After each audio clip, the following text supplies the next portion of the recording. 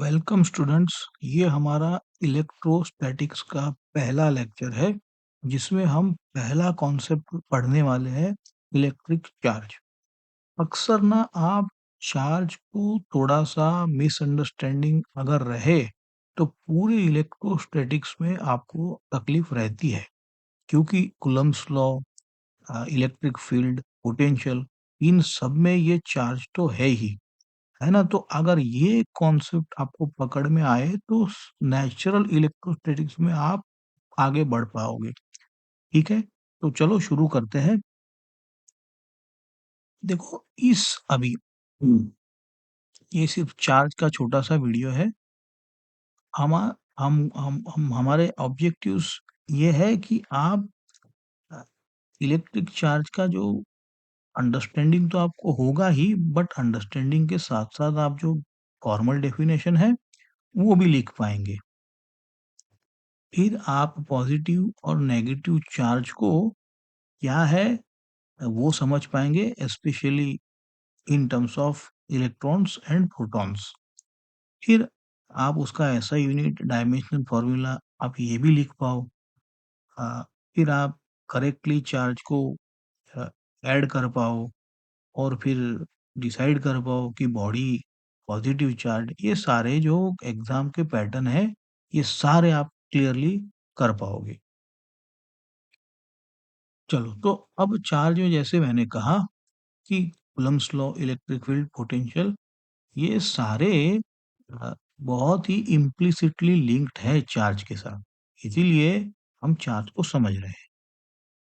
दूसरा, exam point of view से भी आपके बहुत से असर्शन रीजनिंग क्वेश्चन है जो कि आपका अंडरस्टैंडिंग ऑफ द चार्ज, उसका unit and dimension, net charge का कैलकुलेशन कैसे करते हैं, सिंपल कैलकुलेशन, तो ये सारी चीजें भी एग्जाम पॉइंट ऑफ व्यू से भी इम्पोर्टेंट है।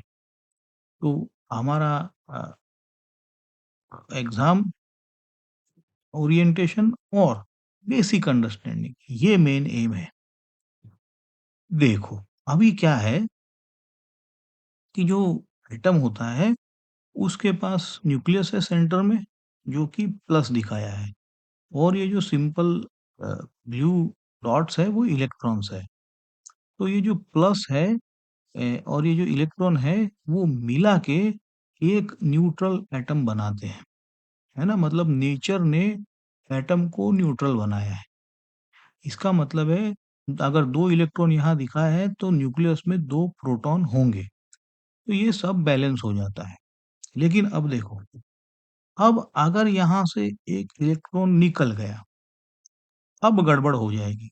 देखो ये इलेक्ट्रॉन जो है ना, वही हम, अभी आप समझो कि that is the basic entity of the charge. जो हम चार्ज चार्ज करते हैं वो है और कुछ नहीं, या तो आप कहो प्रेजेंस ऑफ एक्सेस इलेक्ट्रॉन्स या एब्सेंस ऑफ इलेक्ट्रॉन्स। समझ गए आप बात को?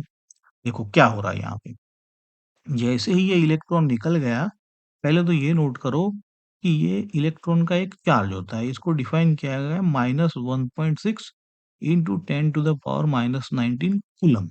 ये नंबर आपको याद रखना है, यही तो चार्ज है जो कि नेचर में पाया गया है, और कुछ है ही नहीं। अब आगे बढ़ते हैं इसमें। जैसे मैंने कहा अगर इलेक्ट्रॉन एटम से निकल गया, अब ये जो न्यूक्लियस है ना वो यूजुअली कहीं आता जाता नहीं है। हाँ, इलेक्ट्रॉन्स आते जाते रहते हैं। इसीलिए मैं कहता हूँ एब्सेंस और presence of electron is the charge. हम आगे इसको पक्का करते हैं। लेकिन अगर इलेक्ट्रॉन निकल गया तो अब ये देखो प्रोटॉन्स ज्यादा हो गए, इसीलिए अब ये एटम जो है हम कह सकते हैं कि this is a positively charge atom, है ना? और इलेक्ट्रॉन जहाँ गया है वहाँ वो नेगेटिवली चार्ज जगह बन जाएगी। आप समझे तो ये चार्ज एक्चुअली है क्या? मैं वापस एक बार रिपीट करूँ कि एक्सेस और लैक ऑफ इलेक्ट्रॉन्स, है ना? उसको अलग-अलग टर्म्स में अभी और आगे समझते हैं। देखो फॉर्मल डेफिनेशन भी ये है कि is a property of matter due to which it produces and experiences electrical effects. ये जो इलेक्ट्रिकल इफेक्ट है ना, ये तभी आता है जब इम्बैलेंस हो। जैसे इलेक्ट्रॉन निकल गया तो अब इलेक्ट्रिकल इफेक्ट शुरू हो जाएगा। आपको पता है इलेक्ट्रिकल इफेक्ट मोटे-मोटे क्या है? अ, ओके। देखो अब एटॉमिक लेवल पे जैसे ये पिक्चर आपको देखा था, तो प्रोटॉन का ना आप पॉजिटिव चार्ज ई बोलो। आपको ई पता है क्या है? मैंने बता दिया है। इलेक्ट्रॉन का तो -1.6 10 टू द पावर -19 कूलम्ब। तो ये चार्ज प्रोटॉन का पॉजिटिव है, इलेक्ट्रॉन का माइनस है। न्यूट्रॉन भी न्यूक्लियस के अंदर रहता है, लेकिन उसका कोई चार्ज होता नहीं है। वो न्यूट्रल है। तो जब कभी भी नेचर में नंबर ऑफ प्रोटॉन्स और नंबर ऑफ इलेक्ट्रॉन्स सेम होते हैं, इसलिए एटम न्यूट्रल होता है। उसके पास कोई चार्ज होता नहीं है। जैसे हमने देखा कि बॉडी चार्ज हो जाती है जब ये बैलेंस बिगड़ जाए। जैसे मैंने कहा था, या तो लैक ऑफ इलेक्ट्रॉन या तो एक्सेस ऑफ इलेक्ट्रॉन। इसी को हम अलग तरीके से समझते हैं कि बैलेंस का डिस्टर्ब होना। ये हमारी अंडरस्टैंडिंग है। और देखो ऊपर डेफिनेशन भी दी है, प्रॉपर्टी ऑफ मैटर। क्या प्रॉपर्टी ऑफ मैटर है? यही है कि बैलेंस है कि नहीं, नंबर ऑफ प्रोटॉन्स इलेक्ट्रॉन्स है। अगर बैलेंस है तो कोई इलेक्ट्रिकल इफेक्ट नहीं है। ठीक है, तो आगे बढ़ते हैं। जैसे कहा, अगर बॉडी इलेक्ट्रॉन लूज करती है तो प्रोटॉन्स बढ़ जाएंगे, तो बॉडी पॉजिटिवली चार्ज हो जाएगी। अगर इलेक्ट्रॉन गेन करते हैं तो इलेक्ट्रॉन बढ़ जाएंगे, तो बॉडी आपकी नेगेटिवली चार्ज हो जाएगी। अब क्या है, एवरीडे चार्जिंग प्रोसेसेस में, मतलब जो नॉर्मली आप सीखते हो स्मॉल स्केल पे, तो जैसे फ्रिक्शन से ना, तो हम यही मैंने कहा कि इलेक्ट्रॉन ही हम या तो एक जगह से दूसरी जगह ले जाते हैं। एटम तो कहीं आता जाता नहीं, न्यूक्लियस तो कहीं आता जाता नहीं है। है ना? You know E equal to M C square वाली थिंग।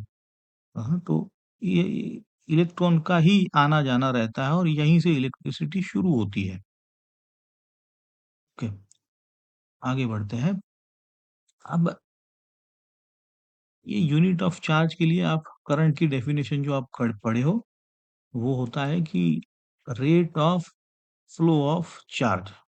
एक क्रॉस सेक्शनल एरिया से, तो वहीं से आप क्यू को लिख सकते हो आईडीटी। और आई को आपका यूनिट पता है, एम्पियर होता है। और टाइम का यूनिट एसआई में सेकंड होता है। तो यहीं से आप ऐसा यूनिट समझो, एम्पियर इंटू सेकंड, और इसी को कूलम्ब बोला गया है ना? ऐसे आप लोग इसको याद रख सकते हो, एम्पियर सेकंड और कूलम्ब। तो यहाँ से डायमेंशनल फॉर्मूला आप कैसे लिखोगे? ए टाइम्स टी। तो ये तो आसान है, कोई मतलब ऐसा तो है नहीं। चलो आगे बढ़ते हैं। अब देखो कूलम्ब जो है, 1 कूलम्ब, वो अ, बहुत बड़ी अ, मतलब मात्रा है। क्योंकि हमको पता है कि इलेक्ट्रॉन, आपको पता है, -1.6 into 10 to the power -19 charge था। अ, है ना? वो तो 1 कूलम्ब तो बहुत ही ज़्यादा हो जाएगा, समझे आप?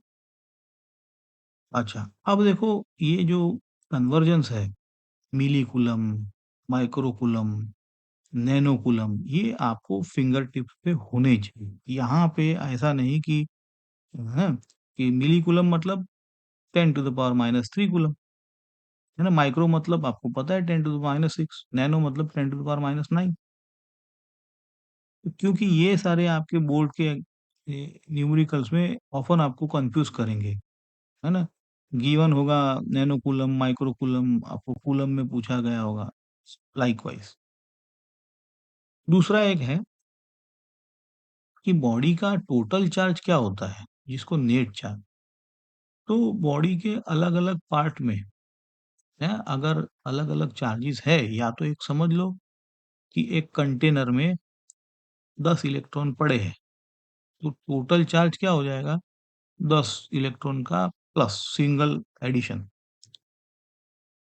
अब देखो एडिशन करते वक़्त आपको चार्ज के साइन का ध्यान रखना है। मतलब थियोरेटिकली समझो, एक -1 है, एक +1 है, तो चार्ज 0 हो जाएगा। ओके? दूसरा है कि ये एडिशन जो है, वो आप वेक्टर अगर आप पढ़े हो, तो वेक्टर जैसा है नहीं, है ना? कोई डायरेक्शन की ज़रूरत है नहीं। तो ये स्केलर क्वांटिटी हो गया, आसान है, जो भी है सिंपल ऐड कर लो। चलो ये एग्ज़ाम्पल है। जैसे मैंने कहा कि ये तो बहुत ही बड़ा नंबर है। आप इसको यूजुअली माइक्रो कूलम में अवेलेबल होता है, बट फिर भी उम, अगर ऐसे बॉडी के पार्ट पे चार्जेस अगर लोकेटेड है, तो बॉडी का नेट चार्ज क्या हो जाएगा? आप पॉज़ करो, अ, पढ़ो और खुद ही एक बार सॉल्व करो, आसान है अब तो आपके लिए। तो देखो, जैसे कहा नेट चार्ज होता है सबका एडिशन कर दो, तो यहाँ पे 2 कूलम्ब आया है, ओके? और ये 2 पॉज़िटिव है, इसलिए हम कहेंगे कि बॉडी पॉज़िटिवली चार्ज, है ना? ये एग्ज़ाम्पल से हमने एडिटिविटी चार्ज की देखी, और स्केलर है नेचर, ये भी देख लिया। दूसरा, अब ये थोड़ा-सा अच्छा एग्ज़ाम्पल है, आप खुद से इसको ट्राई करो कि इतने इलेक्ट्रॉन अगर किसी बॉडी पे आ गए कहीं से, तो उसका नेट चार्ज क्या होगा, और ये पॉज़िटिवली है या नेगेटिवली है? वेल, इलेक्ट्रॉन नेगेटिव होता है तो आपको पता ही है कि नेगेटिवली होंगे, लेकिन जो पहला क्वेश्चन है उसको आप ट्राई करो सॉल्व करने का, है ना? इसको हम नेक्स्ट लेक्चर में क्वांटाइजेशन के इसमें और डीपन करेंगे ये कॉन्सेप्ट को। चलो देखो, आपको पता है इलेक्ट्रॉन का चार्ज क्या होता है ना? ये नंबर याद रखना है। अब अगर आपके पास इतने इलेक्ट्रॉन दिए हैं, हाँ? तो आपको क्या करना है? मल्टीप्लाई तो करना है टोटल चार्ज, इसीलिए Q इक्वल टू Ne लिखा जाता है ना? इसको क्वांटाइजेशन के कॉन्सेप्ट में हम अगले लेक्चर में डीपन करेंगे, लेकिन आपको ये तो पता चल गया Q इक्वल टू Ne लिखा जाता है, तो टोटल कूलम्ब ऐसे मिलेंगे। अब ये माइनस है तो obviously body can is negatively charge, okay? चलो, तो आपको ना अब चार्ज क्या है वो समझ में आया है, तो कह सकते हैं कि fundamental property because of electrons and protons, क्योंकि इलेक्ट्रॉन प्रोटॉन तो प्रॉपर्टी है, उसके साथ जुड़े हुए एटम के, तो यहीं से एक चार्ज भी। Loss of electron positive charge होएगा, gain of electron negative charge होता है। ऐसा यूनिट भी हमने देख लिया, और डायमेंशनल फॉर्मूला भी हमने देख लिया। अब हमने ये भी देखा कि चार्ज को कैसे कैलकुलेट करते हैं, कैसे निकालते हैं, अ, और फिर पॉजिटिव है बॉडी, नेगेटिव, ये सारी चीज़ें। और ये, अगर ये अंडरस्टैंडिंग है तो छोटे-मोटे क्वेश्चन्स आप बोर्ड के लिए प्रिपेयर हो गए हो आप लोग। अब नेक्स्ट वीडियो में हम एक स्टेप आगे जाएँगे कि एक तो होता है कंज़र्वेशन और क्वांटाइजेशन, हैं? कंज़र्वेशन मतलब चार्ज कांस्टेंट रहता है, जैसे एनर्जी कांस्टेंट रहती है। फिर ऑर्डिनरी मैटर के लिए क्वांटाइजेशन हम प्लस माइनस एन ही लिखते हैं, उसको और आगे समझेंगे। और ये जो सारी चीज़ें हैं वो असर्शन और रीज़न में आपको काम आएगी। चलो, अगर आपको अ, ना अब ये स्टेप बाय स्टेप फॉलो करना है, तो आप इसको सब्सक्राइब करो, तो जो नेक्स्ट लेक्चर आएगा वो आप मिस नहीं होगा। Thank you for staying with us. Will meet in the next lecture.